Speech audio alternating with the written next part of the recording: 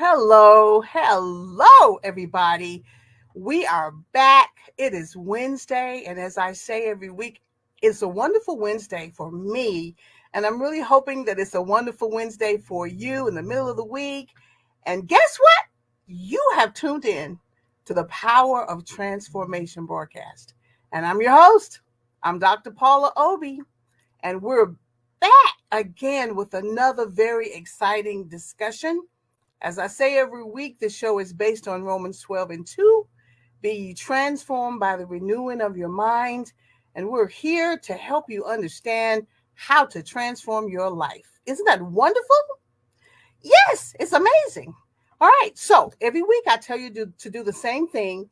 And every week I do it as well. We're going to give you time to text your friends. We're going to give you time to call them. We're going to give you time to tag them. While we are allowing you to do that, we're going to take a little break and we're going to be right back. And I promise I'm going to be doing the same thing. So we will see you very soon.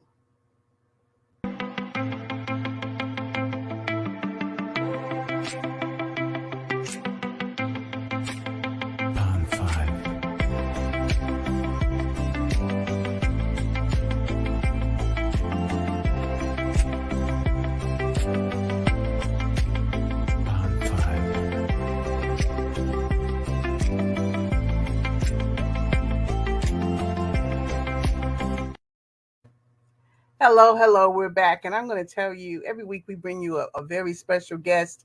And tonight we have another amazing person who, of course, is near and dear to my heart. She is such an amazing young lady. And I'm going to start off by saying this is Audrey's daughter. We'll get back to that in a second. But this is Kiya Ward Shears, and she's the founder of the Journey Collection.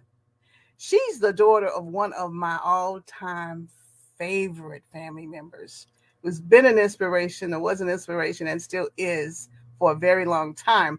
And Kiya is just a chip off the block. So I'm going to tell you, unbuckle that seatbelt because she's got a lot to say.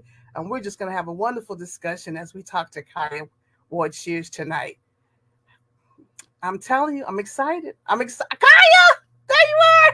Hello there. Hi. Hello. I'm so excited. I've been waiting for this day. When we first started talking about having the show, I sent you a text. I'm like, she's one I have to have. And I just have to have the stories in your life and all that you do. Such an inspiration to us all, particularly me. Particularly me. I'm so proud of you. Thank you. The things that you're doing. I'm going to let you talk about what you're doing. I don't know when you sleep. Very carefully. Okay. I sleep very early and I wake up very early. Yes, because every time I see you, you have such wonderful things going on. So I want to talk about whatever you want. Okay. But I want to talk about the Journey Collective. But can we take just a few minutes to talk about Audrey? Yes. Just a second. She's my inspiration. I'm Dr. Obie because of your mom. Oh, thank you. Now, I did not bring my Kleenex. Oh. But if I need them, I'll go get them. But she's my inspiration. And I've always admired her life. And we've had such great conversations that I still replay. Yeah. So I'm very proud of you because I know that what she poured into you, you are pouring into others. So I'm just proud of you. Oh, thank you so much. Yes, she was, and I think continues to be such a force, like her basis on so many things was women's empowerment. And even growing up, my whole life since I was 3, she worked at Bennett College for women, and she would get offers to work at much bigger schools and all these things. And I would ask, like, Mom, would you ever think about working somewhere else or doing, teaching what you teach or leading what you lead somewhere else? And she said, God has called me to empower women. God has called me to Bennett. And so just for her to be the kind of woman who always was adamant and intentional about walking in her calling, but also who was so intentional about women's empowerment. I love that her legacy gets to live on between my siblings and I and what we do now. It's amazing. That is so amazing. She planted the seed Yeah. in you and your siblings. And now you get to carry on the vision. Isn't that amazing? It really is. It is Awesome. very empowering for me, for sure. We could spend the rest of this evening just talking about her and your dad, and just so many wonderful stories and such great memories of Mhm. how she stepped into others' lives Yes. and really empowered them and gave them the courage to do whatever God called them to do.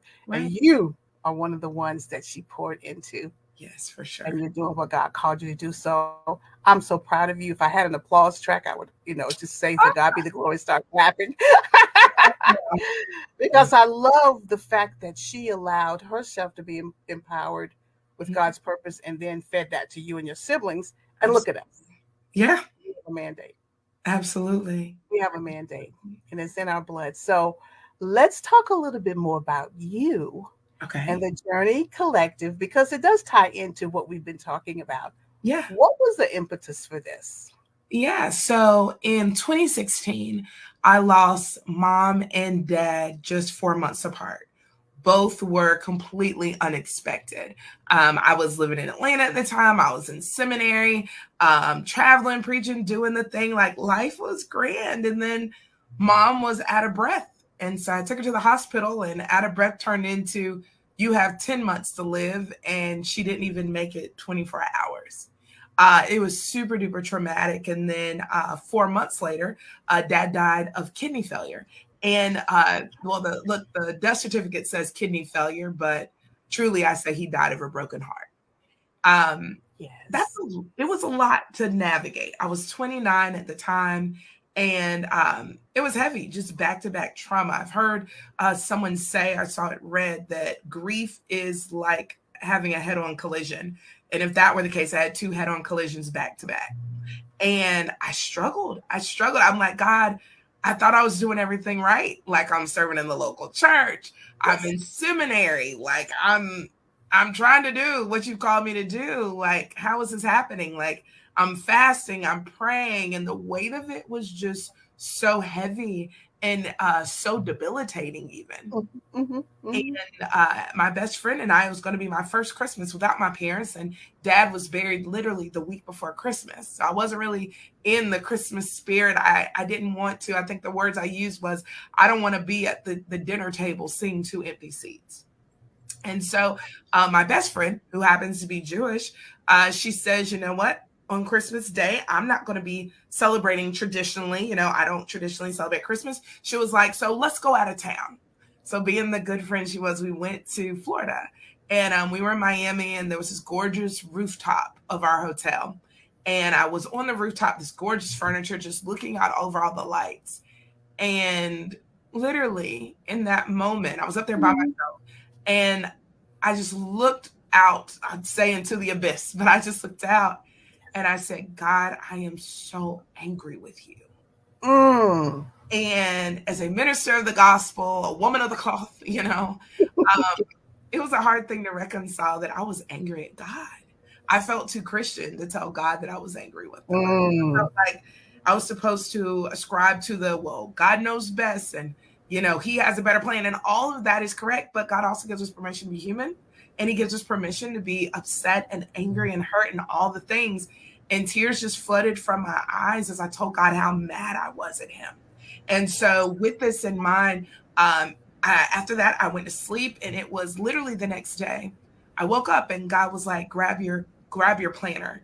That was weird for me because, and you've been Ooh. the grief of a parent, and so that the challenge it can be. One of the ways grief hit me was I couldn't think of the next day. Right. Thinking of the next day was a day without my parents. And so it was debilitating, it was exhausting, it was frustrating. Mm-hmm. And and so I couldn't, but I was one of those people. I love planner. I mean, I love a good color coded planner. So it was empty at the time because I wasn't trying to think ahead, but I still carried it with me in my Mm-hmm. luggage for whatever reason. And God said, grab your planner. And I just grabbed it. I was like, what do you want me to do? Just sit in bed with it? And I grabbed my planner, and all of a sudden, this mind, which for the 4 months of between my parents passing, I couldn't even think of the next day. All of a sudden, God was dropping vision on me for the month ahead, the months ahead, the quarter ahead, the year ahead. All of a sudden, I went from a space of thinking that my life was completely over and I had nothing to give or live for, to all Mm, of a sudden seeing this shimmer of light. Like, maybe I do. mm. So, with this in mind, within a year of that, I found myself writing a blog, and yes, I enjoy writing, but I'm a very private person, so was mom, very private. And so as God was nudging me to do a blog, I'm like, God, no, no one's going to relate to this. There's no 29-year-old who's losing both parents. What?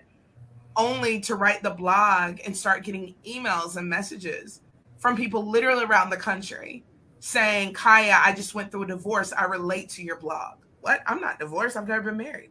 Right. Then Right. getting people saying, Kiya, I lost my child. I'm like, what? I've never, like, what are they reading? And then that's when God downloaded on me. He was like, all of us, everyone has experienced loss. Your loss might be unique to you, but loss as a whole, everyone can relate to it. So I'm thinking that I'm like in this silo with my siblings and I. The truth is, people across the country related to it. And the blog became a book. And then soon after the book, God dropped on me this vision for the Journey Collective. Your journey. Yes. And it literally came from, in my time of grief, I gained 50 pounds of emotional weight, emotional eaters awareness right here. It's a thing. Okay. I had eaten myself before I knew it to 50 pounds overweight. And during the pandemic, I had my sweet boy, my first baby. And so then I had about 20 pounds to get off there. Like, it was a lot of extra weight that I put on. And so I just put it on like my social media. Like, anybody want to go on a 21-day journey? And I'm thinking we're going to lose weight. Like, that's what I'm going to do. I'm going to lose weight. And if some people want to lose weight, I'm thinking we'll just get in a little group and share ourselves working out. That's what I thought it was going to be. And so it started off with 21 people, or 23 people, excuse me. And now 3 years later, we have over 700. And it's not just weight loss. God opened it up whereby we focus on the physical wellness, yes, of weight loss or weight sustaining, or people who want to get off their medications, people who just want to live healthier lifestyles, healthy recipes. But we also open it up to financial wellness. So there's a financial wellness coach and emotional wellness. We have an emotional wellness coach, and then spiritual wellness. I also lead the spiritual wellness component of it. And women from around the country literally come online, and we are empowered through this group coaching movement. I thought it was just going to be online. I'm like, oh God, this is great. Thank you for this online movement. Then God said, Kiya, I need you to do retreats. So I just got back from the Outer Banks at the end of last week because we had a retreat at a gorgeous, gorgeous mansion, oceanfront in the Outer Banks. And then this coming weekend, we have a 5K actually in honor of mom, where we raise money for breast cancer awareness. So it doesn't only go towards our programming, but we've connected with Levine Cancer Institute in Concord, North Carolina, and a 501c3 called Sisters in Partnership. They support breast cancer fighters and survivors. And so we're able to give a portion of proceeds back to them. And we have a gala and a garden party. And all while I am having the time of my life, we are raising awareness about these different facets of wellness. Yes. Yeah. You went to a place that I absolutely love, and that's the place of surrender. Mm-hmm. When you had your conversation with God, you were in a place of surrender. Yeah. You were very honest. You know how he talks about the truth and how it sets us free. And in your honesty, he said, now you're ready for me to give you the next step in your life. Yeah. Look at what you have said to me Yeah. in just a few minutes about how he's just continuously opening up this flower opportunity. I'm so happy. Yeah. I've not gotten to the garden party yet, but I'm on my way. You coming though. You gonna come. You I'm gonna going to be come. there. I promise I'm going to come. But let me tell you, what a powerful and a beautiful story. But I want you to do something for me. I want you to go back and look at the pictures of the folks that attend the retreats. I stare at those pictures because those folks are the face of transformation. Yeah. When I look at them, I go, you missed it again. Wow. Look at what's going on. Yeah. I'm not sure if you are even aware as to how God is using you in this time. It's amazing. It had to be about a year ago. God is blessed with opportunities to minister, right? And one day I was about to minister to a beautiful congregation. And right before I went up, the praise team was just singing, and they were so high in worship. I mean, it was breathtaking. And for a moment, I remember saying, God, if you had given me the gift of singing, and before I could even smile or like, and I said all this to myself, this is how Jesus and I talk. Before I could Yeah. even smile or be like, just kidding, Jesus, I'm happy to minister the gospel in the way I do. All I said was, Lord, if I had had the gift to sing, could tell me nothing. And just as I had that thought, God said, oh no, I said, if I had the gift to sing or played an instrument, those are my words. Right. And before I could even complete the thought, God said, you are my instrument. Wow. And something about that moment and audibly hearing God, imagine trying to go preach after that, right? But in that moment, I remember even after the sermon, coming back to that thought and idea of, I'm an instrument. You're an I'm instrument. an instrument. And that happened about a year, 2 years ago. And I've never been able to release it. So literally, whether I'm ministering traditionally from a pulpit, whether I'm ministering through the journey or through, I'm a first lady. So whether I'm ministering to a group there, in all of it, my prayer, my internal prayer is always, Lord, use me as an instrument. I want you to play me. And I think about those people. And Paula, you have a very musical immediate family too, right? Yeah. I don't know how it stopped at me. Like, changing the bloodline and stop. But you have a very musical family. And so, when someone plays an instrument and they play that thing, that's what I desire God to do with me. I just want to be the instrument that plays and makes a sound. And one thing God showed me is I'm going to play you and you're going to make a sound. And the souls that are supposed to hear that sound will hear it. Yes. Don't worry about those who don't. Yes. But the people who are supposed to hear you, they're going to hear you. And literally for every retreat, every garden party, 5K, gala, conference, you name it, they hear it. They hear it. Mm-hmm. And I see it on their faces. We've been talking back and forth in a lot of circles about people loving God and people in the church. Yes. What you're doing is helping people understand the relationship with God that they need. Yeah, for sure. We need a relationship. So he's using you as that instrument to build those relationships. Yeah, for sure. If he can bring you out of that situation and do this, it was the relationship with him that mattered. Yeah.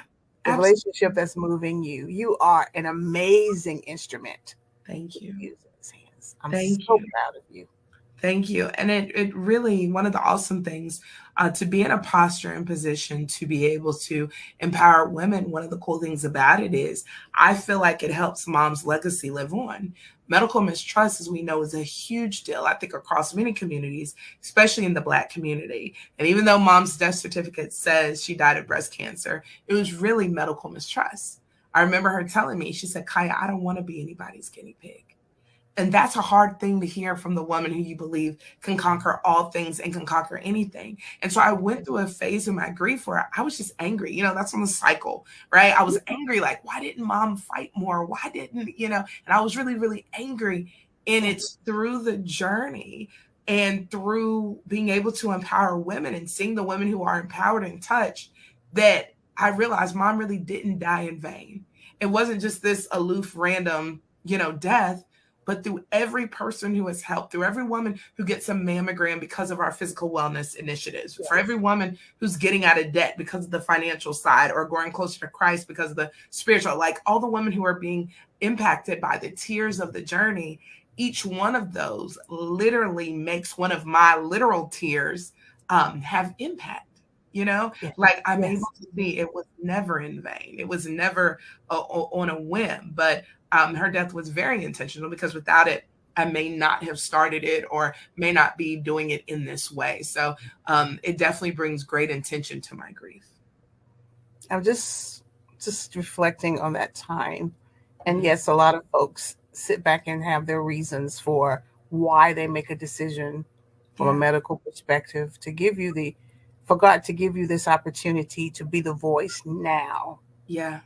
A voice is not hushed. No, not at all. A voice is still speaking, and that's okay. Yeah. That's okay. And I'm loving that. You said earlier about me losing a parent. I lost a parent as well many years ago. Mhm. And each time I hear you speak and I hear you talk, and I read your blog, whew, I read the blog. And I thought to myself, only a God can give you a powerful voice Yeah. and the strength to say these words and what, just position you in your purpose after that type of scenario Yes. to help other people. Yeah. He's using every bit of you. He can use me up. I heard He's, a preacher say, and I think it's very much how mom died, but it's how I desire to a million years from now when it's time for me to go up in the rapture, right? I yeah, literally heard a preacher say, I just want to die empty. Like, I don't want to die with anything left, Paula. Like, I don't want to die saying, well, I was going to do this, but I was mad at him. Or I was going to do this, but I just didn't feel like I would. No, I want God to use me up. Like, I want God, when he looks down on earth of who he can use, I want him to start with me. I yes, desire to stay in a posture. God, I can't speak on the obedience of nobody else, but you can count on little old Kiya. If there's something little old me can do, I'll do it. Like, start right here with me. yes, yes. You know what, Kaya? You're encouraging someone now who's probably going through a really time and trying to figure things out and wondering, what are my next steps and how I'm going to get there. After hearing your story, Mhm. and I'm sure they're going to be connecting with you because we're going to definitely give the information. Mhm. I'm sure that there's going to be at least one person who will sit up and say, if Kaya can do it at 29, Come on. I Yeah, can. that's it. Yeah, I can do it. And you may be the reason, even now while you're talking, you may be the reason for them sitting up a little bit, Right. paying attention to someone else's journey Right. and how that journey has turned into a powerful ministry Right. that helps women transform Mhm. into the person that God created them to be. That's right. The Bible says that, we're going to suffer in this world many of the afflictions of the righteous, but Right. that the Lord will deliver us out of them all. And Yes. to see you smile and to see those parties and, oh Yes. my God, you guys having such a great time.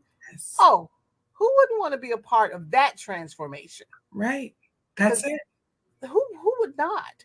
And for so long, and we've had a lot of broadcasts for several years ago when my mom passed, we didn't have a lot of awarenesses and conversations about grief and about Right. medical conversation. We didn't have that. Right. But since that time, I am so thankful for where we are. We can get the word out now. Yeah. We really can. Mhm. I We totally. can be that voice. Yes, absolutely. That voice of transformation. And I Yeah. think there's so many people who forget the enemy seeks to kill, steal, and destroy. That's what the word of God says. And in doing that, so often I believe the enemy tries to suffocate our voice. He Yeah. tries to make it feel like, no, no, no, your story isn't good enough. Or no, no, no, you went through that. It makes you less Christian. And that is Yes. not so. The less Christian, quote unquote, parts are actually what attracts people to our story. And I think there's so many women out there who have stories and have books to write and have messages to share, right? And they're scared because they're worried about what people will say about them, what people think about them. But I believe in this season, God is calling for unapologetic daughters, for daughters to walk in their boldness and their authenticity and their God given authority, just like you're doing through this broadcast, Paula, like creating opportunities for people to share their stories and share their passion and share their transformation so that other people can see and say, hey, that's me. Hey, that sounds like me. So kudos to you and the way God is using you in this transformative ministry. I mean, it's really incredible. God is good. One of the things that I know is I have no idea how I got here. Yeah. I say that all the time, but obedience is really important. And when He opens up the door, you have to Mhm. have the courage to walk in Yeah. through the door. And I'm grateful because when my mom passed, I lost my voice. Mm. I didn't have a voice. Wow. I didn't Wow. have the energy to have a voice. I didn't have. So there was, so to be in this place Yeah. tells me that God was going, just stay steadfast, Paula. I have something I want you to do. Exactly. And when we say yes, God then opens up the opportunity. He opens up the door, just like you. Yeah. And I'm grateful because He wants us to be that instrument. Yeah. And that's Absolutely. Absolutely. And so often we say it, kind of as a soundbite, like, Lord, use me. But it's yeah. like, do you really want me to use you? I tell people all the time, at the top of 2016, if God had said, hey, you are going to lose your mom in August, you're going to lose your dad in December, but you're going to be all right. I'd be like, no, give this to somebody else, right? Yes, You yes, know? yes. So when we Yeah. talk about being used by God, the truth of the matter is it does open the door to say, God, if you got to make me uncomfortable to be used, make me uncomfortable. If you got to separate some things, separate them. Like that is the uncomfortable part, but that's also the part of, like you said, it's obedience. I just got finished in the month of September. I taught a Bible study called Yes. And it was just exploring different people in the Bible who said yes to God. And guess what? Not a single one of them was in a comfortable place when they said yes. And I think the thing is, so often we think that saying yes to God is a space in which, oh, everything is perfect and everything is lining up and all your friends and family are supporting you. No. Typically we say yes to God, like marriage is on the rocks, people treating you mean, and it's just like, God, what? But the truth of the matter is he desires our yes. And I believe that for some, maybe, that season of transformation, they're on the cusp of it. And they're saying, God, why not? When does it happen? When is it coming? When is my transformation? When is my elevation? And God's saying, it's on the other side of your yes. Yes, I'm trying to imagine for a second what it must have been like in August of that year for you. Yeah. I know what it was like for me. Yeah. And then in December, I'm standing on the sidelines watching. Yeah. And then fast forwarding to today, God is real, Kiya. Man. He's real and he loves us. Yeah. And he truly has a Jeremiah 29:11 plan for you. Yeah. And at that time is the time that some folks are going through right now. Yes. In this very moment, Mm-hmm. at this very moment, yeah, they're going through it. What are you going to say to them? What are you saying to them tonight? I would say that God hears your tears. God hears your tears. Between the 4 months that one of the things I shared at the top of this interview, I shared that, I went that season, it was so hard. And then, I prayed in Miami. What I did not mention was between August and December, because I was a mama's baby, y'all. What? I mean, I was a pure blood, like I love my daddy, but I was a mama's baby through and through. Mom and I had just traveled for 2 weeks together. Literally leading up to her death, I watched her take her last breath. My sister was in the room as well and watched her take her last breath also.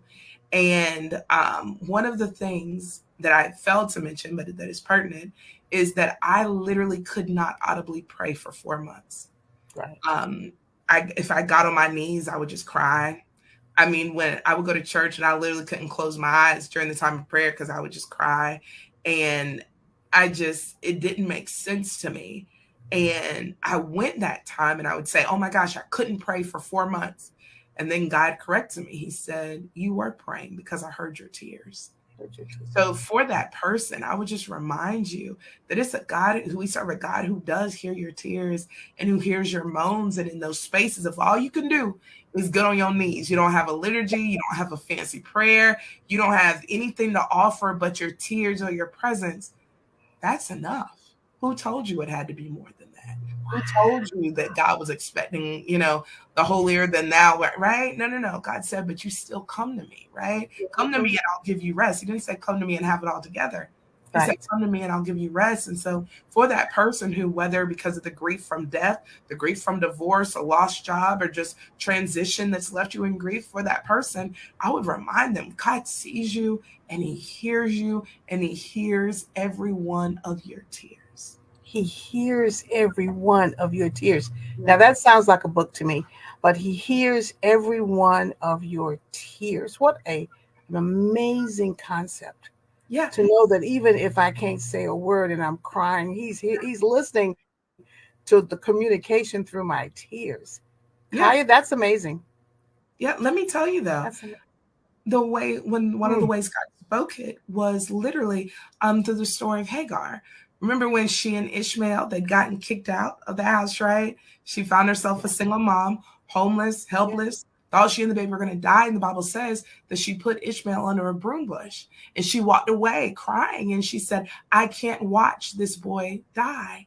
And Yeah. as she was crying, the next verse literally says, and God heard Ishmael. Yeah. She Yeah. was crying, but then because God heard her, he then saw the boy. And so with that in mind, that's for anyone in a space of giving up, anybody in a space of tribulation and trauma and trials. It's the most beautiful reminder that God literally, your tears opens God's eyes to those even connected to you, for those who you're even standing in the gap for, because maybe it's not you who wants to give up, but Right. maybe it's a loved one that you're ready to give up on. Yes. Yes. Mhm. That was powerful. I'm going to definitely go back to this and listen to that again, Yeah. because there are folks who feel like there's a right and a wrong way to go through difficult situations. Mhm. You have just told them, just cry. You're his creator. He's your creator. That's And right. he'll be your tears. Absolutely. Standing in the gap for someone else. I think that's important. And Mm. you're also an example of, once he's listened to your tears, he's going to talk to you. Yeah, absolutely. He's going to download into you something that is so amazing. You're not going to stop crying overnight, but he's going to download a plan for your life and download that purpose. That's right. You opened up you opened up your journal, you opened up your calendar, and he started giving you the vision. Yes. So we're going to encourage people now through their tears, take a moment to listen to what he has to say Yeah, and remove your fear. that's right. How did you learn to trust him at that level? Yeah. So what I had to realize was my whole life, I knew the God who gave. He gave me my parents, gave me a job, gave me, good education, gave. And in that season, I met the God who took away. Mm, But here it is. He was still God. And what I realized was God trusted me enough to show me different sides of him. And if he could trust me enough to show me that, surely I could reciprocate the trust right back to him. right. Also, being in that season where I'd lost them so close, and I know what it's like to lose my joy and my peace and everything in that. Mm-hmm. The truth of the matter is, I had what other choice did I have? Mom used to have a saying growing up. One of the ways she taught us gratitude was she would say, it's not a death. So, you lose your game and you come home and you're sad. Kai, don't be sad about that. It's not a death. Or, disappointed in a great Kaya, it's not a death. Everything was, it's not a death. It's not a death. And then there I was at 29 watching her be lowered in the ground, and it was a death, Right. that it was heavy and it was hard. And it was, in my world, the worst case scenario. I'll never forget the hours before she died, before she had gone into the comatose state. Literally, I was crying and I said, Mom, at that moment, the doctor said, this was literally within hours of her getting to the hospital. They said, you might have 10 months to live. And I was bawling at 10 months, not realizing it wouldn't even be 10 hours. But I was crying and bawling. And my mom looked over at me and she said, Kaya, she said, you're stronger than you think. And in that moment, I didn't feel strong. And then even now, you get me on the right Tuesday or Friday, right? I still don't know if I'm good. But one of the things that I learned and I gleaned from her was she knew she had already taught me who God was. She already taught me how to trust in God, right? I knew how to lean into him. It was up to me if I was going to in that season, but she had already taught me those things. And so when she said, you're stronger than you think, she was literally telling me, I've already equipped you. And I think there's some of us who there are times whereby we feel like giving up. We feel like throwing in the towel. And God's like, I equipped you in the last season for what you're going through right now. Yes, I absolutely. I equipped you for the transformation. Mm-hmm, mm-hmm. So when he equips us for the transformation, we sometimes think it's going to be an easy road. But what he shows us is that no matter what, he's never leaves us and he will never forsake us. Never. And once we get to that level of trust, that's where we're really pleasing him. Yeah. Because without our faith, we can't please him. Exactly. What she spoke in that moment about your strength, yeah, it planted itself inside of you. Absolutely. I see it every single day. Look, Absolutely. look look at where you are today. I know. Look Yes. how many folks. No, wait a minute. What are you doing this weekend again? I heard it and I made a mental note. What's going on Yeah. this weekend? Because I want to So write it yes, so of course I created the journey in honor of mom, right? And in honor of the pillars that were connected to my healing. I had to be healed in the areas of my spiritual, emotional, physical, and financial wellness. So those are the four pillars of the journey. But throughout the year, we do different events. And this coming Saturday, October 7th at 9 a.m. at Frank Lisk Park, it's in Concord, North Carolina, I will be hosting our third annual Journey 5K and Family Fun Run. Over 100 people come together for this, and it is in honor of not just mom, but all cancer thrivers, survivors, or in memory. And we literally have about 20 vendors who come out selling things, and we also have health vendors coming out. And during this time, there's live entertainment. It is very high energy. People come out to run or walk down. the 5K, right? Or walk, right? And Oh, the awesome thing is this year, for the first time, we partnered with Levine Cancer Institute and Sisters in Partnership, which is a 501c3 that empowers breast cancer fighters and survivors. And so a portion of our proceeds, we've raised over $25,000. Our goal was $25,000. I looked today and we're almost at $27,000. And a portion of those proceeds will be given to Levine Cancer Institute on their Pink Project or Project Pink. And the other will be given also to Sisters in Partnership. And the remainder will be used for further programming across the country for the journey. So literally, it's mom that's heavy on my mind and heart all weekend long as we celebrate her. I think that's amazing, and you're inspiring me because and this is amazing. I've often wondered what I needed to do Mhm. um, in memory of my mom, Yeah. Reverend Joyce Obie. What do I need to do? And every time I listen to you speak, or every time I read something, I go, it's time Yeah. for you to let the world know who she was Yeah.